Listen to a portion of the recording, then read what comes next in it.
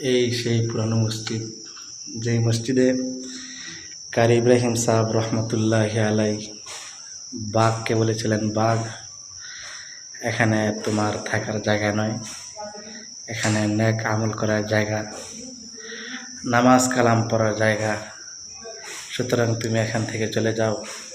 কথিত আছে, আমরা যতদূর জেনেছি, হ্যাঁ, আল্লাহর ওলি কারি ইব্রাহিম সাহেব রহমতুল্লাহ আলাই বলেছিলেন যে বাঘের কাঁধের উপরে বাঘের বাচ্চাদেরকে উঠাই দিছেন।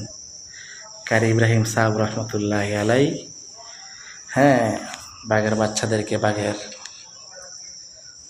পিঠে উঠাই দেওয়ার পরে বাঘ কারি ইব্রাহিম সাহেব রহমতুল্লাহ আলাইহের সামনে দিয়ে মাথা নত করে চলে গেছেন। এই সেই ঐতিহ্যবাহী পুরাতন মসজিদ এখন কিছু নির্মাণ করে এখানে আপনার একটু নতুন পরিচর্যা করা হয়েছে। এই 100 বছর আগের পুরাতন মসজিদ।